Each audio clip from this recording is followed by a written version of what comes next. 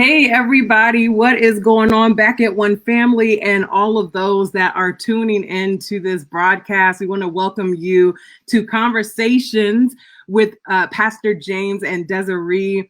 We're so excited to have you all with us tonight. There is going to be some amazing conversation. Those of you that are single, trying to get some tips on how to go through this single life and to navigate dating and courtship and all that good stuff. This is for you. If you are married and you just want some sound marital advice, some good wisdom, this is for you as well. We are so excited to be talking to Pastor James and Lady Desiree tonight. They have been married as of yesterday, I believe it was, for 5 years. 5 years. And I know them personally. They're an amazing couple.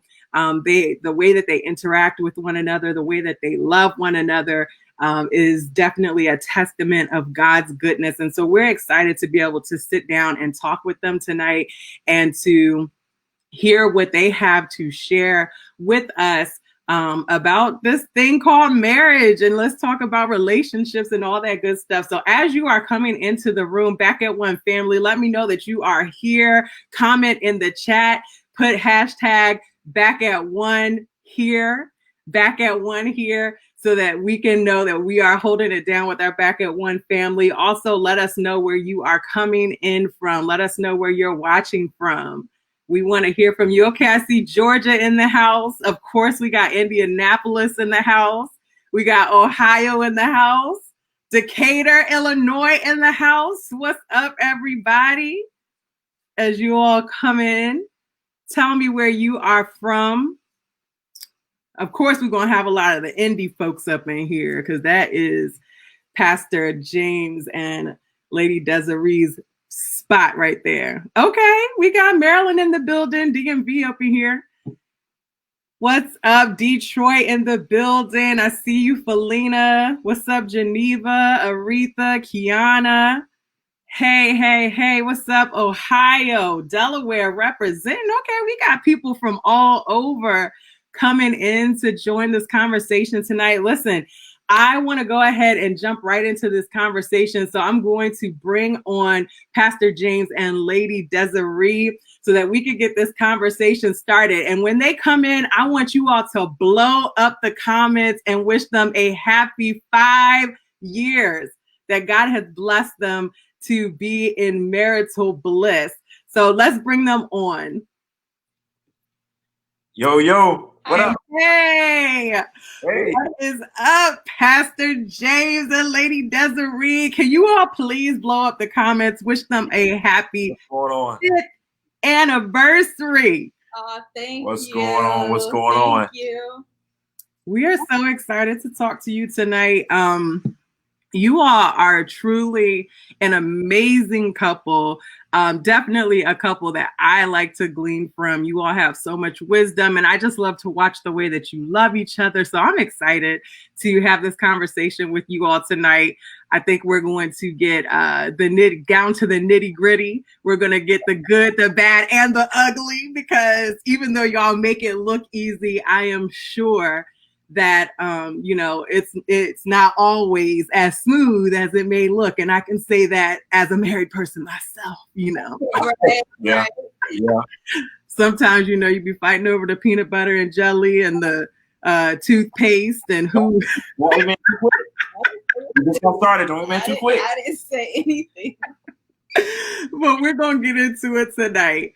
So I'm going to give you all just a chance to, for those who are not familiar, to share your love story with us, to tell us a little bit about how you all got together. Pastor James, did you slide her a note that said, "Will you be my girlfriend? Check the box, No, yes or no?" You noticing me. And I will. No. And I noticed you too. You see? No, it didn't work out that way at all. No. But go ahead. I'll let you start. Okay. So thank you guys. I see the comments that are coming in. So thank you guys for the well wishes. I see some other comments that I'm not even going to comment on, but praise the But they're true. Lord. I say praise the Lord. Anyway, no, so for me, when him and I started becoming friends, I had just literally prayed to the Lord that I kind of got over this hump of settling and, wondering, when is it going to happen for me? And so I had this conversation with the Lord literally, and I prayed and I talked to him, and I was like, Lord, if it happens, it happens. If it doesn't, it doesn't. And so at that time I was 26, 27. And so prior to, I hadn't had a relationship. I hadn't dated. And so I had a few interests in me, but nothing serious or anything like that. There was no list for her tonight, sir. She had options. There was no options. There was no options. But I do want to say this though.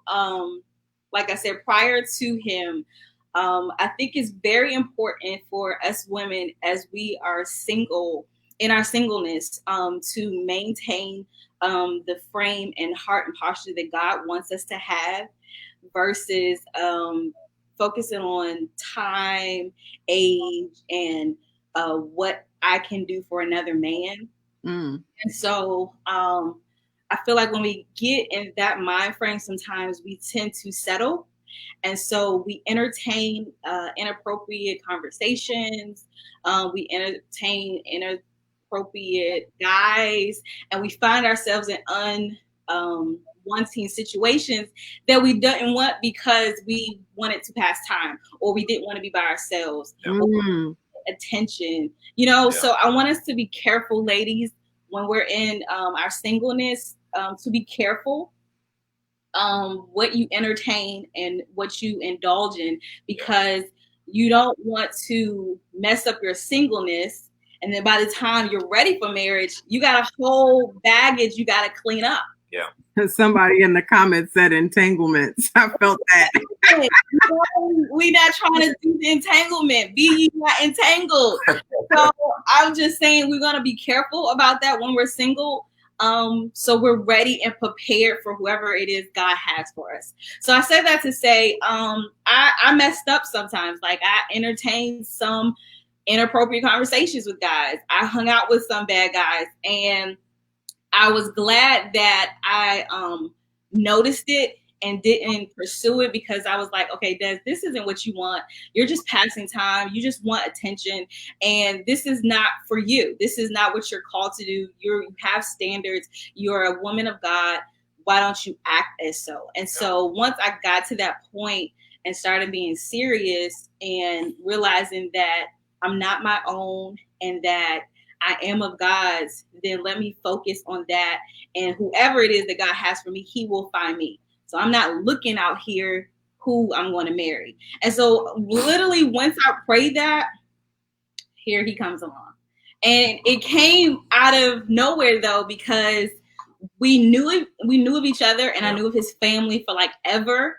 But we were never that close, and we were never friends. And so it started blossoming just from a friendship.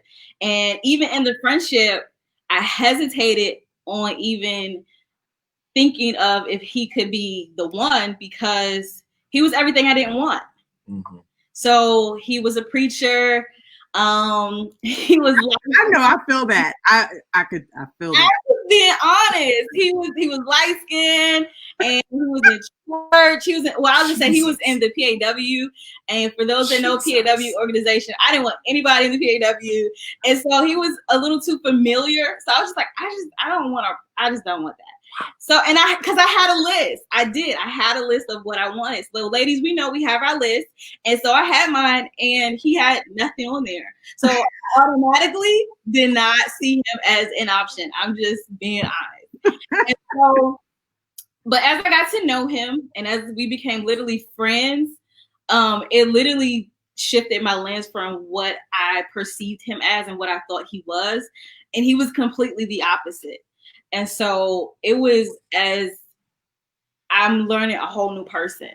And it was mutual for the both of us. Like as we were growing, we started developing feelings for each other and not even knowing that it was changing into a relationship status. Absolutely. I think one of the key elements that I wanted to bring out as far as our story is concerned was the significance of our friendship. Yeah. We were friends first before we dived into a full-blown relationship. Yeah. And I think that's so important for a lot of relationships, a lot of those that are seeking to go toward marriage now. The pursuit is strictly for husband and wife. But when you get married, you're gonna need a friend. Right. When you get on the inside of this, Yeah. because it's gonna be your friendship that holds things together. So what I loved about our dating process and the development of our relationship, what I loved about that so much was that we remained true to who we were. One of the elements that I think was really important for me in our dating process was she didn't care who I was, and we talked about this. We talked about this during this vacation time that we've had together. She did not care what my last name was. She didn't care if I was she cared if I was a preacher, obviously, because she just told you that she didn't want a preacher. I didn't want that. So she didn't care about any of that. She didn't care about the status. Because his parents are very well known. Yeah. And so I knew of his parents, but that didn't affect me in that way. Versus he was used to that in his past. And that's where I got things wrong. So we definitely gonna unpack that part. Yeah, I'm gonna let you go to your question in a second. But one of the things that I vowed at our wedding, or one of the things I said in our wedding was, she was everything that I did not ask for, because in my pursuit of other females, I had my idea of what and who I thought I wanted. But in turn, God had his own idea. Kid you not. Chef Shayna, I kid you not. Our wedding day, when I was finishing up our vows and everything, I was praying and I was thanking God for that I was finally getting ready to marry the woman of my dreams, y'all. Well, not my dreams, but the woman that he wanted for me.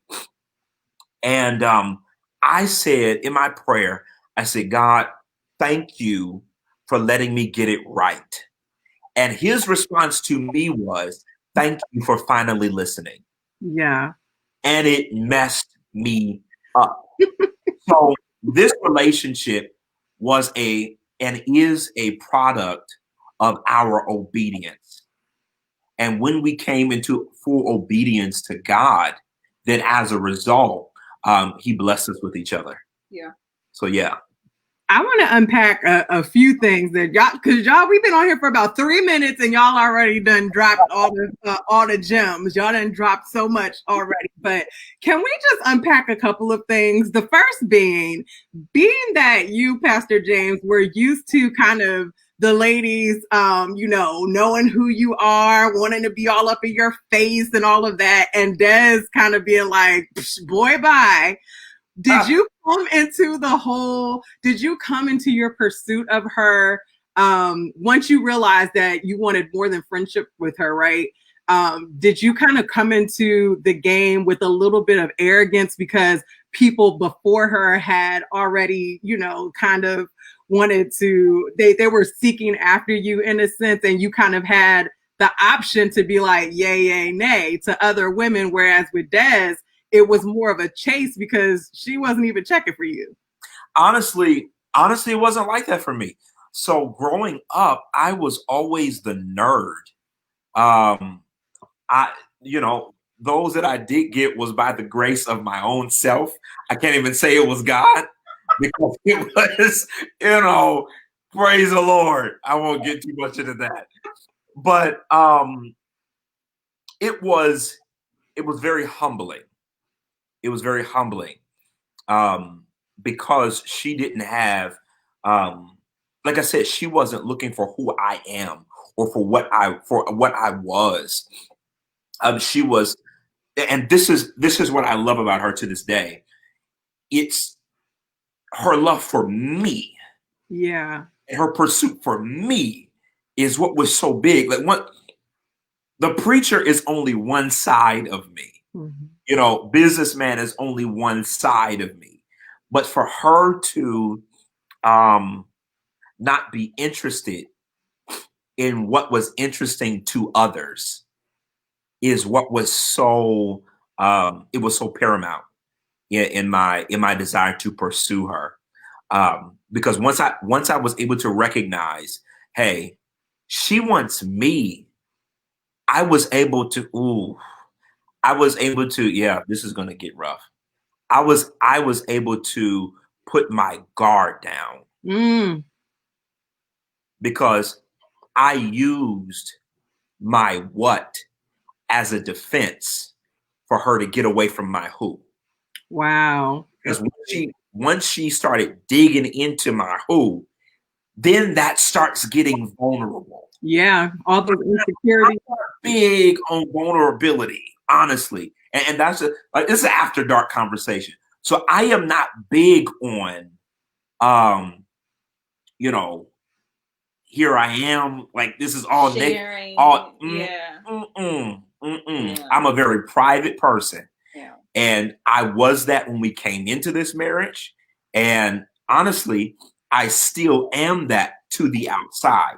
So when she started digging into that, that's what really it challenged me. But at the same time, um, it put a deeper well of pursuit in me for her.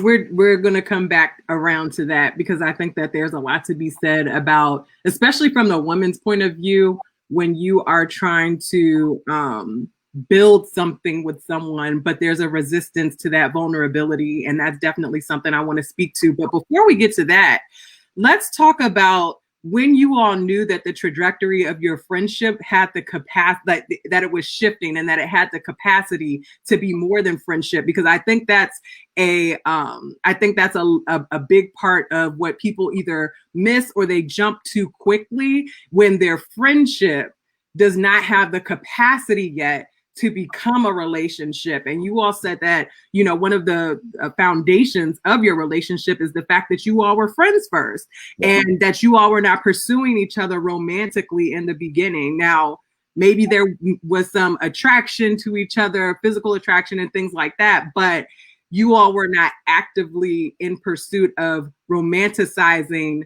the friendship element. So at what point did you know that your friendship had the capacity and the fortitude to move from friendship to relationship? Great question. That is, I remember when, like you said, us being friends, and we just grew close, and it was so weird for me because it was unfamiliar at the same time, like how close we were becoming, how connected on every level, and then and we were friends for the longest, for like a year or so, and then it was mutual as it changed and shifted. It was like, okay, are we supposed to be more? Like, what are we doing? Am I supposed to call you babe now? Like, it was weird. It was organic. It really was. It was organic. And like, we both like felt it at the same pace. It wasn't like one-sided or anything. And we just had a discussion and talked about it, and it was mutual. And so after we talked about the shift in the friendship and me actually seeing him more than just my friend, but actually a man that I could follow after, trust, and be submitted to, because I was definitely ready for marriage at that time, but didn't know who it was. But once he came into my life and I'm now seeing a visual of it, I was like, okay, Lord, well, maybe this could be him. And so it was a smooth transition when it did happen. Like, I barely knew it happened until we had to have it. have a conversation and say it out loud. Like, is there more here than us just being friends? Yeah. Yeah. I would say to that, and I want to highlight another point that you mentioned. I knew that our friendship had the bandwidth to maintain a relationship was when I could see myself trusting her with more intimate spaces. Mm. You see, with friendships, friendships have a unique kind of love that are only designated for friendships themselves. But when I could see her maintaining the capacity to love me beyond a friend, and I had the capacity to expose myself beyond a friendship, that's when I knew maybe this can be more.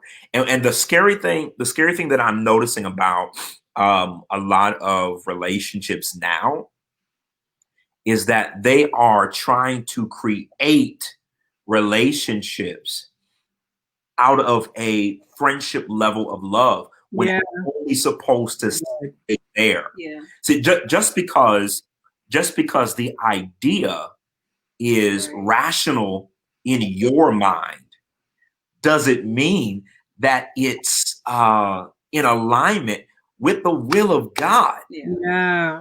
It took a lot of prayer.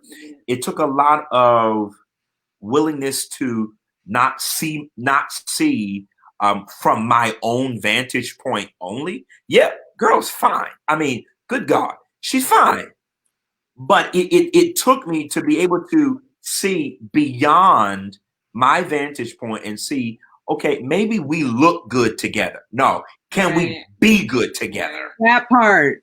Yeah. That's the big thing. Yeah. If we can be good and not just look good, then we'll be all right. Yeah. That's so good. I as you all were talking about just your relationship being able to have the capacity to move forward, I started thinking about how a lot of people, single folks or folks who are dating, how they sometimes pursue exclusivity and not necessarily courtship, or not necessarily, something beyond like being able to say, oh, I have a boyfriend, I have a girlfriend. And I feel like as Christians, right, there should be more to what you are pursuing than just a title to be able to say that you have a boyfriend or a girlfriend, or to be exclusive, like that this person is yours or whatever. So talk to me a little bit about what the difference for each of you was between kind of courtship and dating versus exclusivity. So for me, growing up, my home church was very old school. And so the tradition in teaching back then was if you're courting or you're dating, you had to have a chaperone. And so they were not playing with y'all. They said, "Oh, we don't care if y'all have plenty." But nobody messing up here. I tell you, you have to have a chaperone. But the thing, though, I'm dying. No, nothing. Listen. No hand holding. Don't blink at her the wrong way. That was the teaching, and that was the training. But my thing, though, what I appreciate, the principle behind it was to cover each other so that you don't find yourself in certain situations. So I got the concept and the principle. But we have come a long ways from that. So I don't know how many, do the whole chaperone thing. But my mother was a huge stickler for when he would come in town, that we had someone with us, and he hated it. But let me tell you. Even imagine. Let me tell you though. I hated it, but it was good for me because I am a man of flesh. I am. I'm full of flesh. Yeah. And so to give context to that, and I'll let you continue your statement. To give context to that, when we got married, I was not a virgin.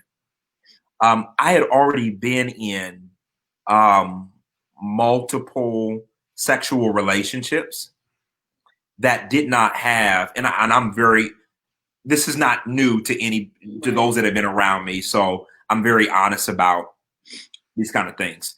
I was in sexual relationships. Pastor, you was out here in these streets? I was full of flesh. Let me tell you, up and down the road, flesh.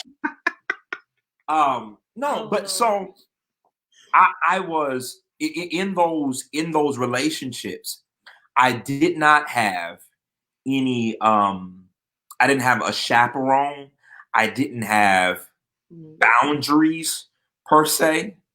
So I think that one of the, and I'll let you continue, but I think that one of the significant differences with the effective dating processes and courting, which are synonymous in this standpoint, are the level of boundaries that you're willing to establish in the process. Yeah. So in your court, again, courting is effective dating, effective pursuit, effective pursuing after one another in your journey, what have you. There had to be significant boundaries that were established in order for this thing to work. Yeah. Otherwise, what God designed to be a spiritual union would have become a soul tie. So for me, and I say that out of experience. It may have began as a dating process, but it ended up becoming a soul tie. And that's stuff that I had to work out in my journey with her. So as she was talking about, like even in her in the chaperones, that was honestly a form of deliverance for me. Wow. Yeah, but go. I didn't mean to interrupt you. No, well, I was saying it to bring up the principle part of it because I found it to be very important as we were growing into our relationship and feelings were involved. And, I'm seeing him differently now versus, before as we were friends, I was just, seeing him as a friend. But starting to develop feelings, I started drawing attraction to him, starting to see him, some type of way. And so we were long distance too. So we weren't in the same city, which was a plus for us. It was. So honey, that means y'all really needed to have a chaperone when you saw each other. It definitely helped. So just would have been in trouble. Let me tell you. Been in trouble. Let me tell you. I would have been in trouble. You understand? I hear what you're saying. I would have been in trouble so much so literally our honeymoon, he got me. So our son was after our marriage. So if we were in trouble before, he would have had me. But he got me. But I was saying that one and done.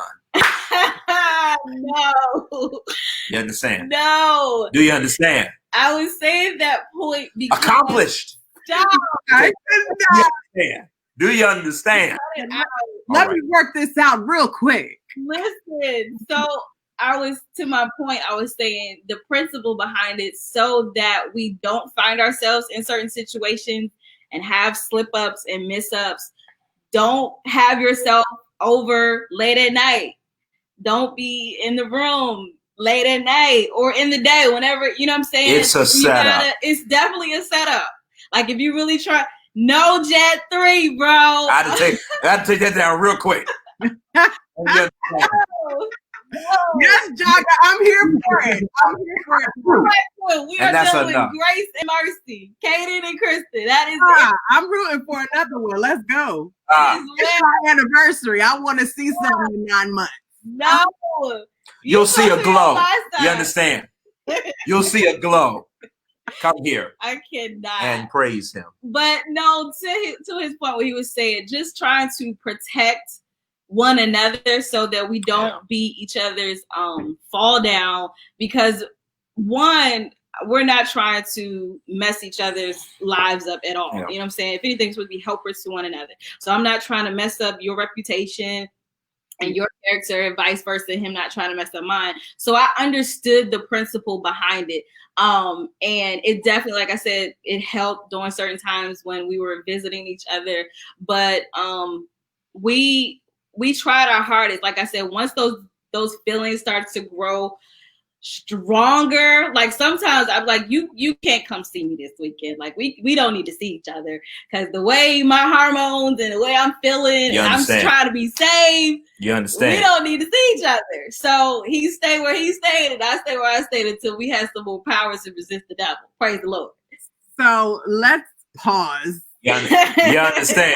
Okay, let's just pause, because it takes a very high degree of maturity. Oh, absolutely. That I did not have.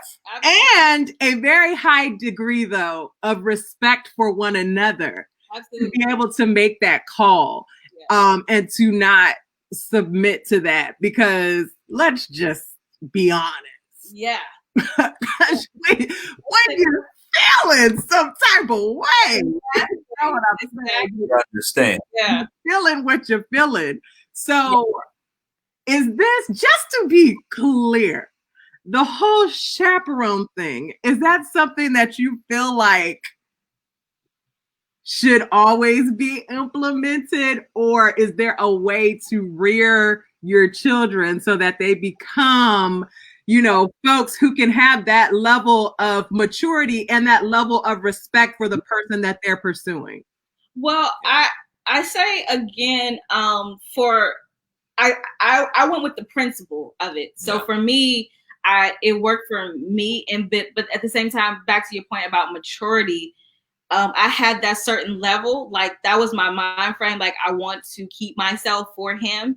And so, you know, if I will find myself in certain situations thinking some type of crazy thoughts, like, nope, we're not doing that.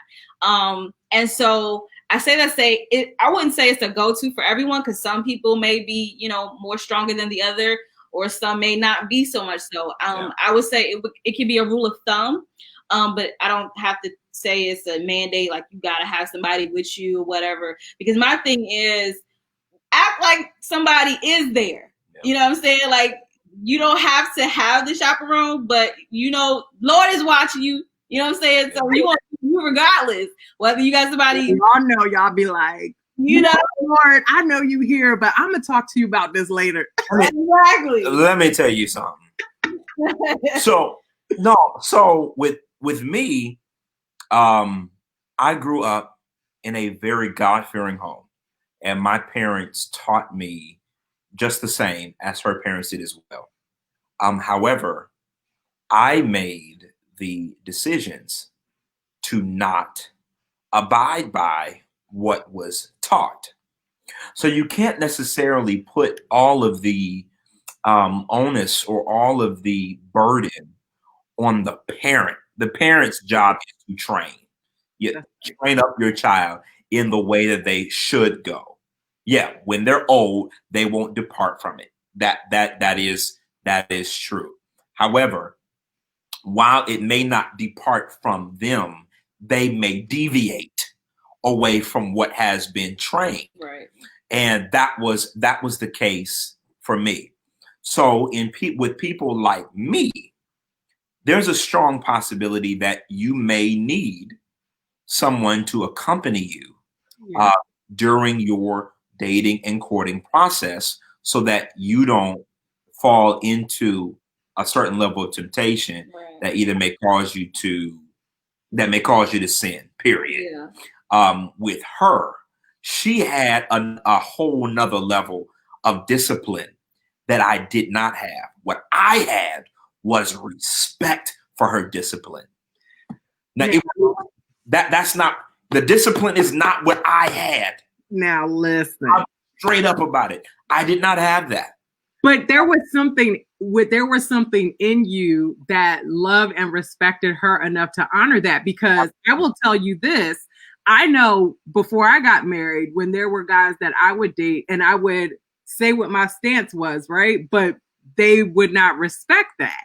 And they would expect other things, even though it had already been established that this is what it's going to be. So I think that even just the fact that you had that level of respect for her to honor what she was saying was her standard, that is something that a lot of times women specifically are not able to get from guys, and they end up sacrificing themselves and compromising their standards because they want to be with someone so badly. And I don't know, Des, if you can speak to if that's an experience that you had, you know, in previous before you met Pastor Jet.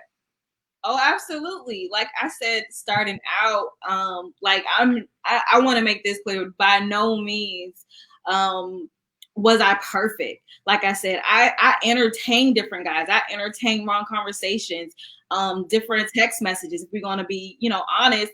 And because of the fact that either they were given attention, I wanted the attention, or I thought they were interested.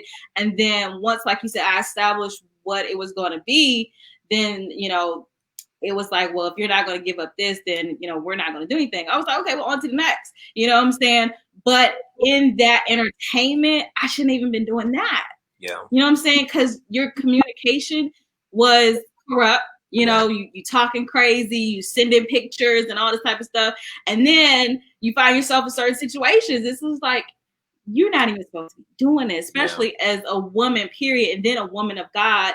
And so I felt like I'm not even in the right mind frame right now, because I'm seeking attention from guys for whatever reason it may have been, but it wasn't appropriate. So I shouldn't even been doing it in the first place. So, and I knew that before I got married that I wanted to present myself to him and have that to give to him. But if I'm out here in the streets looking crazy and got different guys looking at me like, oh, I done seen her, I had her with me and we were in the hotel, like, that's just not cool, nor presentable for a woman with her name to be out here in the streets with guys talking all type of craziness. So I didn't want to have that and then, you know, present that to him as a potential wife.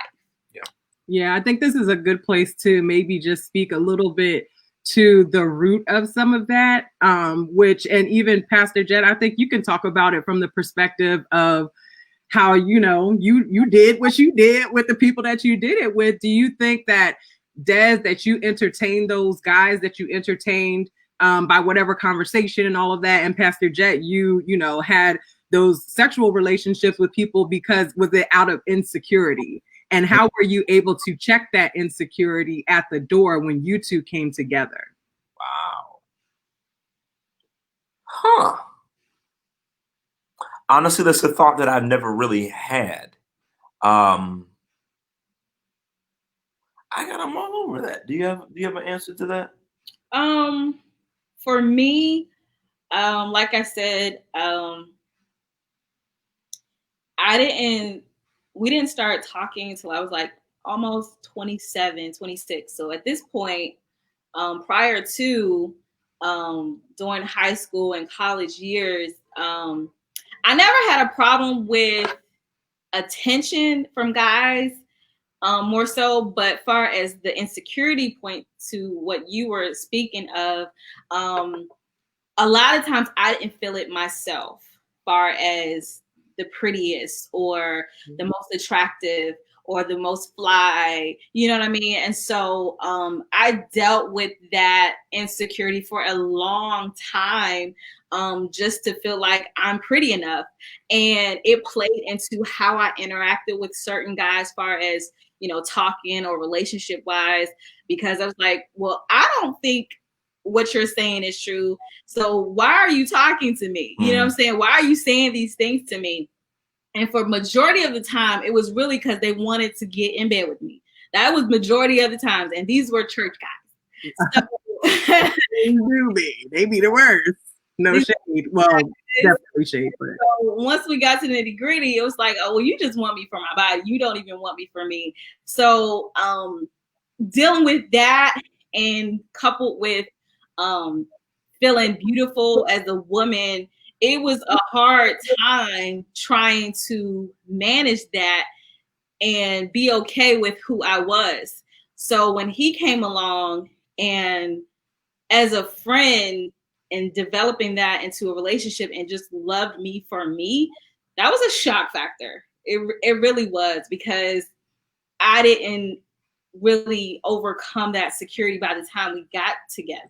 So we dealt with that in the relationship, because he would say these wonderful, beautiful things, and I would just like, oh, you're just talking, or you're just saying that, or you know what I'm saying? And so no, he really meant it, but I had to come to terms and grips of knowing and believing in my own beauty and my own self. Yeah. Yeah. Wow. that's good. Yeah. Did you want to add to that? Mm-mm. He said, no, we good on that. We good. Okay, so now that we kind of have some context and understanding of how you all met, how you all kind of pursued your relationship, how it became romantic, all that good stuff, let's shift into, and this is, we might need a part 2 to unpack this. Okay.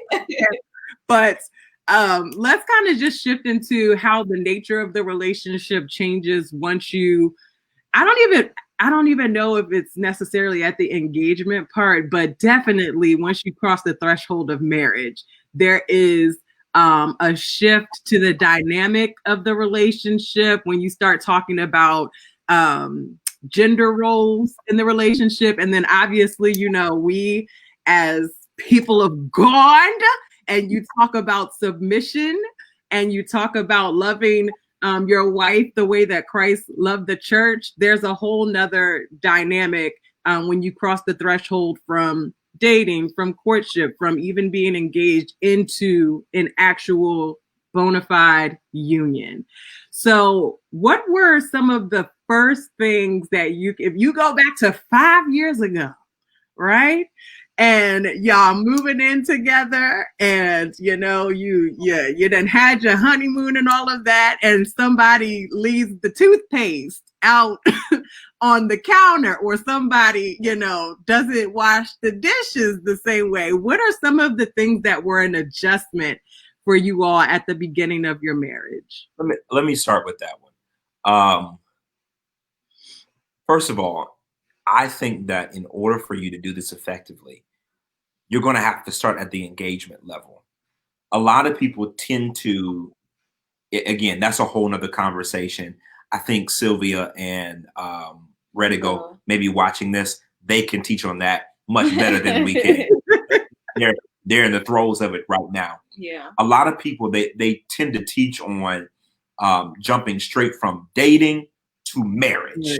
Yes. But nobody teaches you how to effectively be engaged. Yes. And what engagement actually means. Well, don't you think that's hard though in the Christian arena, because a lot of the things that you find out about, like the little petty things, right, that you find out, you don't find out until you are living together. And most of the time, if you come out of a Christian background, you're not likely to have been living together prior to that day that you say that you get married. Yes. So how do you walk through?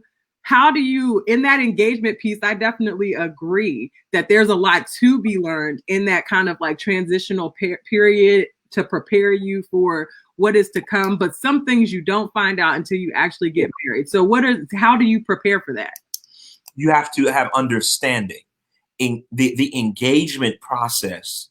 While it is a time of, it is not just time of preparation for the wedding.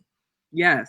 It is time of preparation for the marriage. Absolutely. And in that time of preparation, there has to be exposure to levels of understanding when it comes to marriage. If you want to view it from an academia perspective, okay, in order for an individual to actually get to the graduation, we're using graduation as a metaphor for the wedding. They have to go through levels of understanding first, grade levels, classes, tests, things like that, at the level that they're at, in order for them to get to the graduation. When they get that diploma or when they get that degree does not exempt them from the experiences that they're going to have on the other side of the degree. Yes. But it's the foundational levels of understanding that have to be grasped during that engagement process. Now, when you're dealing with the marriage part, the biggest thing for me was communication of my in my ministry. Normally, I would be, when I get an engagement, normally it's just a conversation between me and my administrator.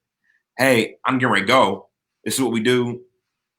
Are we good? Are we straight? Yup. All right, cool. Put it on the books. Then my process was, I would just tell her, hey, I'm going to be gone on Friday. I'll be in California. I bet you learned quickly. Saturday, Sunday, be back Monday. Nah. And something happened. Yeah. In our conversation, and that's where it started. When I realized that ministry could be a barrier to effective marriage. Now, did you recognize that at the engagement level or at the y'all were already married level? That was post degree. Woo, child, yes. That was a pain point. Because we had an understanding visually.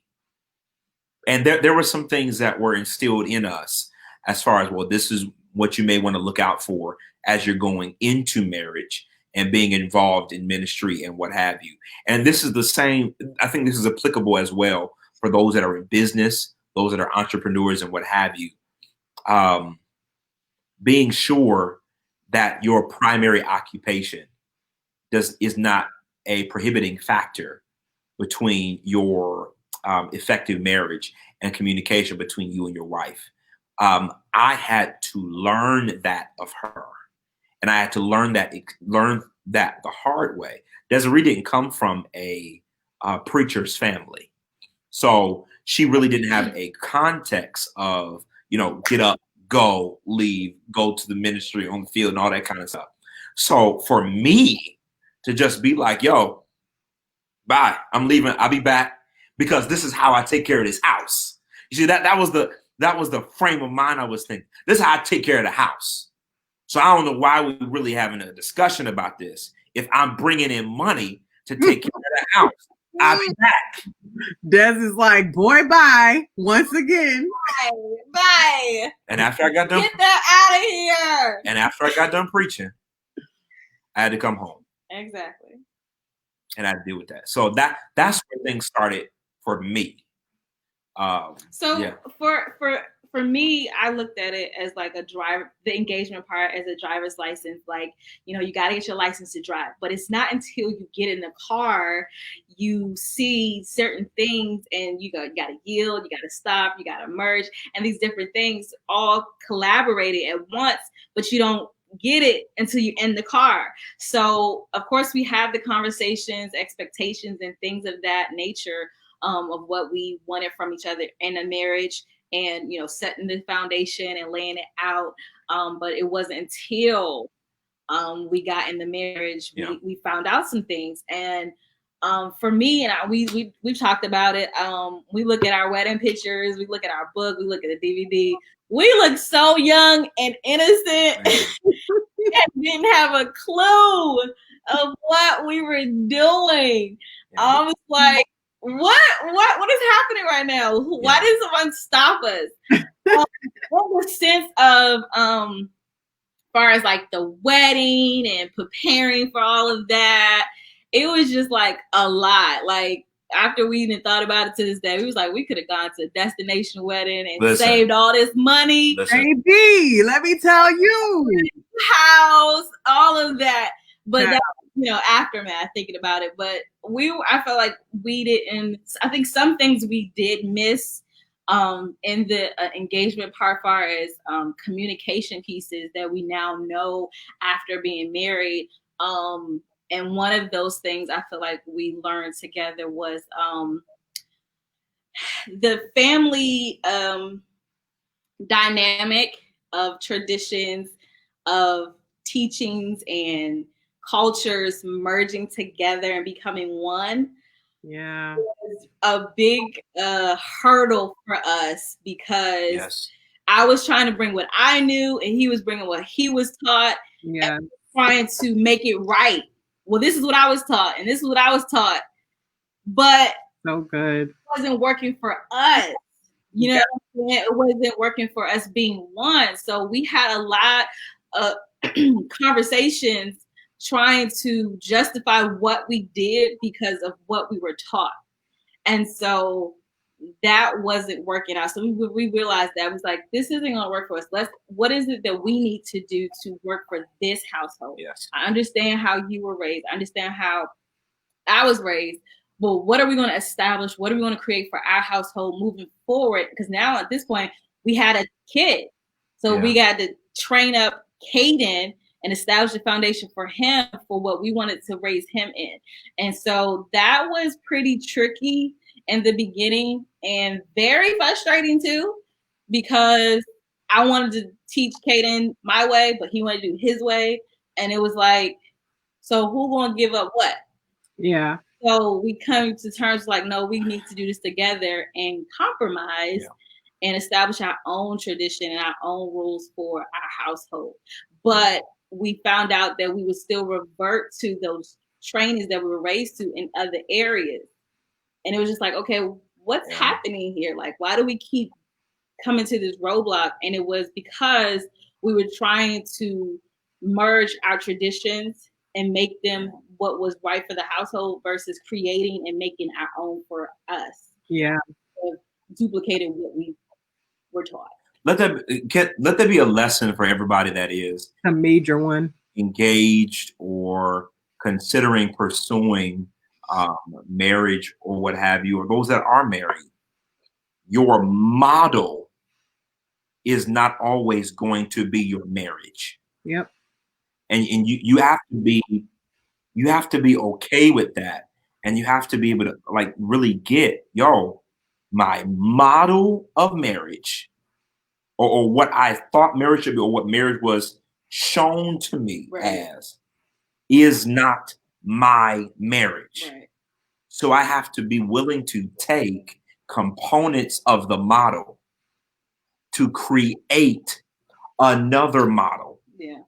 As opposed to trying to duplicate models, if that makes sense. Yeah, absolutely. That's the lesson.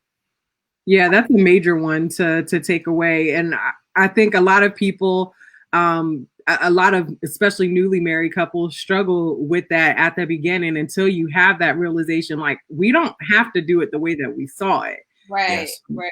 And that, I know for myself and my husband, that was a game changer for us. Being able to identify that and then begin to make a shift and have a conversation with your spouse about, well, what does this look like for us? What does this look like for our family? And I forgot until you just mentioned it just a few minutes ago, Des, that in the midst of you all trying to figure out how to do marriage, you all had a kid. And that throws a whole nother, that's like another element. Yeah. So it was, oh my goodness, we talk about it often because it was really hard in the beginning of our marriage. It was really, really hard. So we were newly married. We were I was in a new city. We were married in November, and then the following August, I was a mom. So it was a lot. And all of the in-betweens. So we got married in November. She was pregnant in November. Right. I was finishing up my undergrad and was graduating in December. Yeah. She moved to Youngstown immediately after the wedding. So she's in a brand new city. And then that March, we moved to Indianapolis. Yeah. And she's pregnant. Right. It was a lot. It was a lot of transition at once. Transitioning and trying to manage that, plus hormones with the baby and everything. It was really rough. It was really, really rough. And then mainly for me, because my anchor in my home, like my family wasn't with me to lean back on and, you know, have that support. So it was pretty rough. It really was. And then trying to engulf myself in the different churches that he belonged to, and trying to create those connections and everything and relationships. So it was a lot going on at that time. And then the following year we had another baby. So I got 2 babies, you know, at the same time, and trying to, you know, manage all of this. And then I think one of the things that bothered me was, I guess, the expectation of the people. Yeah. You know what I'm saying? Because we're still newly married. So they're trying to see, you know, what is it that, you know, I do? And it was just like a lot of pressure at the same time. And in trying to engulf all of that and be me, it was a lot. So it weighed heavily on our marriage, and me trying to keep my emotions and my mouth in check. Listen, I can relate, sis. Yeah. I'm struggling with it. Yeah. I want to, for those that are watching along with us, if you have questions, can you please drop them into the comment section? We definitely want to get to those. We have talked about a lot tonight. We've unpacked a lot tonight, and I'm sure that you all have more things that you would like for Pastor Jet and Lady Des to speak to. So please go ahead and drop those questions in the comments. But while the people are dropping those questions in the comments, I want to ask you this, and I'm going to have a fully transparent moment. But was there ever, especially for you, Des, and I don't know, maybe even you too, Pastor Jet, but was that at any point in that first 2 years of your marriage where you were thinking, why did I do this? This is not it. Like, this is not this is not what it's supposed to be. I think I made a mistake. Did you ever have that moment? We talked about that moment. I don't think the moment pertained to us being together or choosing each other, but the circumstances as they were playing out, it was like, we didn't plan, because we had a plan, and this was not the plan. Like, it was like completely opposite. So trying to adjust and maneuver to get back to the plan that we had, it's just like, no, this isn't working. What is happening? As a man, and to see all of what was unfolding. I see a question coming in. Yeah, I just saw that too. Yeah. To see everything unfolding, it was like, what did I bring my family into? It was like, did I move us too early? Because I had a great job. In Youngstown, and I was up for promotion. I was a bank teller, and I was getting ready to move toward being a universal teller, which was, I was getting ready to do everything. And I had a great job, and ended up moving us to Indianapolis. And it was just we don't have time to talk about that whole experience, but it was a lot. And it was like, man, am I doing the right thing for our family and for our marriage? So the pressure of a new husband, a new father, making brand new decisions that I had never made before, ultimately like left a thought in my mind like, dang, did I mess this up? Or are we really in the will of God with this? So, yeah. So good. We could go a long way with that, but I want to get this question from Sherry Ann. She said, was there a lot of pressure from your parents? To do what, though? Yeah, that's true. But ultimately, for us. Right now, the pressure is for Jet 3. That's what the pressure is. No.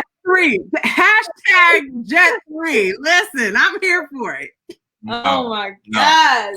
I don't. You know, I'm not Paula White. So my prophecies and my prayers, they actually reach the heavenlies. We rebuke No. that. No. That sounds like an angel from Africa kind of thing going on there. Yeah.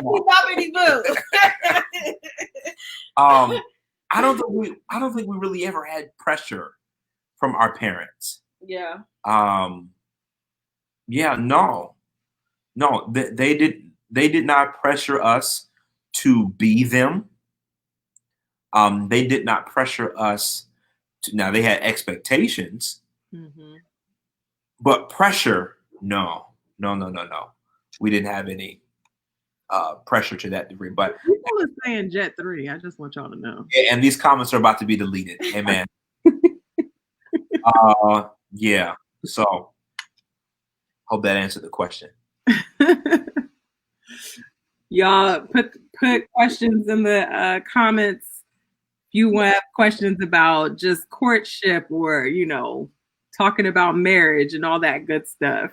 I want to give a shout out to all the married couples that have been married for 24/7 in this pandemic in 2020. Listen, guys, we have made it. Like, we have a big deal. Shout out to all the couples. Yeah. Me and my husband, I feel like, have actually grown tremendously. Yeah. This pandemic has been very good for us. I know of, you know, some people, some relationships that kind of crumbled through this whole thing, but this really the COVID damaged relationships. I think it revealed the status of relationships more. Yes. Because if we had to be stuck with each other for quarantine, so if you stuck with somebody you don't like, you don't deal with, you can't stand, it's gonna express and show some things. Like, yeah. What do you all do? And then I'm gonna make this, y'all. We got to do a part 2, but I want to kind of end on a high note and ask you, what are some of the things that you do to maintain the friendship in your relationship? Stuff like this. Right. we have to intentionally get away to reignite not to reignite, but to be sure that the fire of our marriage and our friendship, that we remain connected. That's date. Yes, we have to date. A lot of dating. We have to have communication. Check-ins. Every year I asked them. We got this from our mentors. Man, we've been on an hour already. I know. I can't believe it. Wow. Every year we ask. We got this from our mentors, Dr. Jamone and Lady Erica Glenn. We don't know if they're watching, but if they are, we love you guys. Absolutely. I love y'all too, and y'all don't mentor me, but I love y'all. I ask her every year, am I the husband? Am I the husband that you need me to be? I ask her at the top of every anniversary cycle, because I never want to assume that I am being what she needs, because in her development, she's evolving as well. So her needs may change as time goes. Like her needs from year 1 are not the same as her needs in year 5. And this is something that we are learning. Can I talk about our conversation from this morning? Mm-hmm. So, and I'll leave this and I'll let her share and we'll be done. Now I got another question though. So, so I had to ask her. Well, no, I had to say to her today. Normally, if I do something wrong, I'm not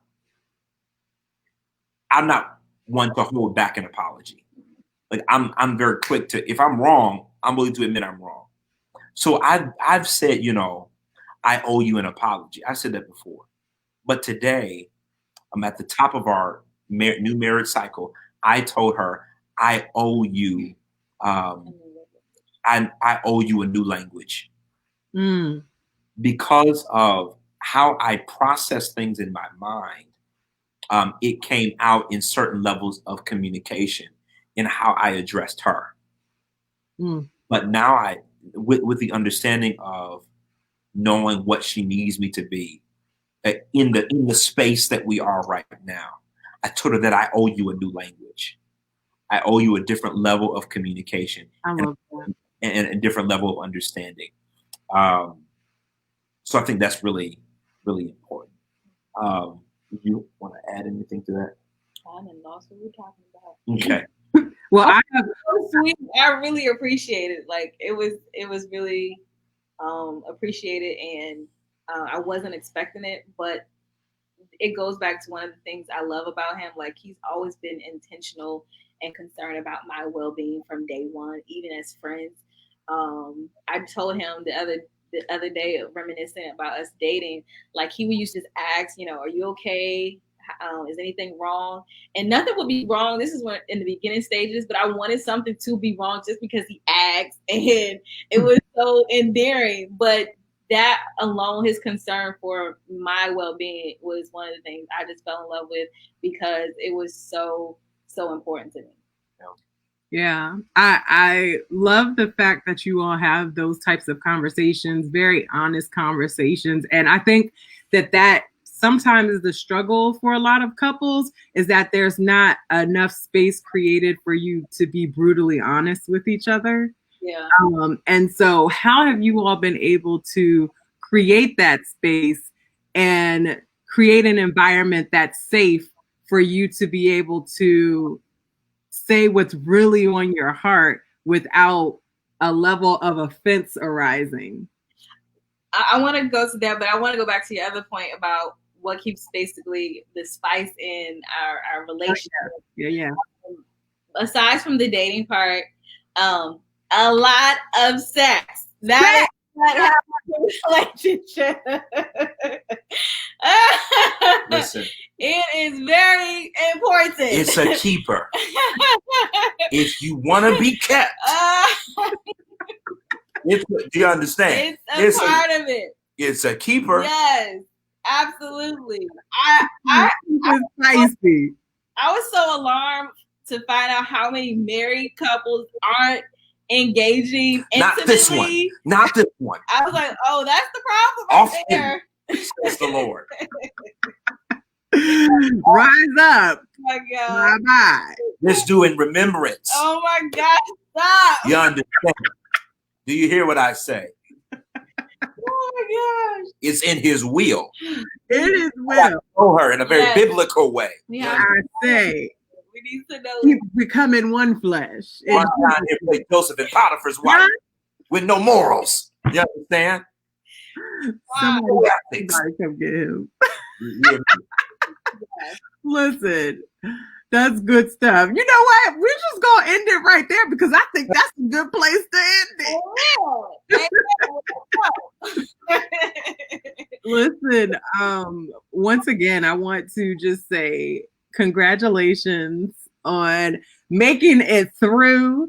And thank you for being such wonderful models in the body of Christ of what a Christ and God-centered relationship can look like. And I appreciate the transparency and honesty that you all present because, people can really look on these good old social media streets and think that everything is perfect. But the reality is that every relationship has challenges and dynamics and things that have to ebb and flow. But I think what you all have displayed tonight is that, if you work together and if you really have a genuine and sincere love for the person and respect for the person that you are in relationship with, then there's a lot that can be accomplished and that can be built upon from that. So thank you all so much. And I'll let y'all kind of close out this broadcast. Well, first of all, thank you guys for being a part of our 5th anniversary. Yeah. Thank you guys. So we received hundreds and hundreds of likes and happy anniversaries and enjoy yourselves. We appreciate just it. all that. Yeah. People don't have to be nice You know, my grandfather used to say that it's nice to be important, but it's more important to be nice. Yeah. So we appreciate you guys. And we thank you guys so much for being a part of this conversation with us. Listen, before we go, we want to thank Shayna, Yes. you know, for being a part, being a part of y'all. Man, being a part of this conversation with us. Yeah. I intentionally wanted to bring Shayna on tonight because she has quickly become, her and her husband have quickly become our family. Yep. They have quickly become a sister and a brother to us, and we appreciate them. And I think that any platform that we have to be able to share and to be able to just grow, I think that you should invite those that are good to you. Yeah. So with that being said, I know this is about us, but Shayna just launched her brand new business, yo. Yeah. That I think everybody needs to be a part of. Y'all, Shayna's a mogul. Like, she's a mogul in the making. She has her own podcast. She's an evangelist. She's a professional chef. Yeah. Do you understand? Not this rinky-dink food on paper plate food looking meshed together, sour cream, baby throw up looking food. Oh my Lord. You know, get off my timeline in the name of Jehovah, Yeshua. I cannot. She is a legit cook and a legit chef. Real quick, Shayna, can you just tell the people, you know, share your information, let the people know where they can pick you up at, where they can find your stuff and all that. Thank you for giving me the space to be able to do that. Definitely appreciate it. So I'll give you a couple of things. I'll end with the best, which is the spice blend. We'll talk about that in a second. But you can follow me on Instagram at a lot of different places. My personal Instagram is Shayna J. Bowman. My podcast, which is Save Millennial Radio, where we amplify millennial voices and we talk about all of the things as it relates to the kingdom, the good, the bad, the ugly. I have some amazing conversations with some amazing people, so you can check me out there. Find us on anywhere that you can get podcasts and listen to the show. And then my business, my baby is Faith Fair. It is my private dining and cooking education business. I am here really to serve the people. I love teaching people how to elevate their home cooked meals. I have the pleasure of cooking for my husband all the time, but I love the idea of how food brings people together. It does not it's one of those things that's universal. You can be from different religious backgrounds. You can be from different places in the world, but food, people always gonna eat. So I love it. And I just recently launched my line of spice blends. Here they are. Here they are. Actually, just I sold out on my first day, which was crazy. So if you're on my email list, then you already know that the next drop date is Black Friday. So on Black Friday, you can visit faithfair.co, not .com, but .co, and get you some of these, because these are going to bless your life. Okay, they're going to bless your life. But yeah, it's really been amazing to see all that God has been doing. And I'm just in awe of him. So yes. Thank you all so much. I appreciate it. We're excited about what God is doing. Jefferson cannot fly. Yeah, we're definitely excited about it. And listen, guys, go follow her. Please do that. We're going to put that on all of our social media pages between now and next Sunday. Please follow her, get connected with her. You see her website right there on the screen. Please get connected with her. And I promise you that I want to be so churchy. You will be blessed. Be blessed of the Lord, huh? You will be blessed. Listen, last thing I want to share with you guys that I'm very excited about. Listen, Back at One 2021. Yes. On the way. Yeah. Mark your calendars now. October 14th through the 16th of 2021, right here in Indianapolis. Yeah. Yes. An amazing experience. Over 95% of our guests have confirmed, and they're coming. It's going to be an amazing time. There's some more information that's coming that I think will be amazing to you guys. So again, thank you guys so much for being a part of tonight's edition of Conversations. I hope you guys learned some things. We just wanted to share. 5th anniversary, what we've learned these past 5 years. Yes. And we thank our team and everyone that's been on this journey since day one and still rocking with us. And we just love you guys, and thanks for sharing tonight with us. Yep. All right, guys. You guys have a great night. Good night. And we'll see you later. All right. Have a good one.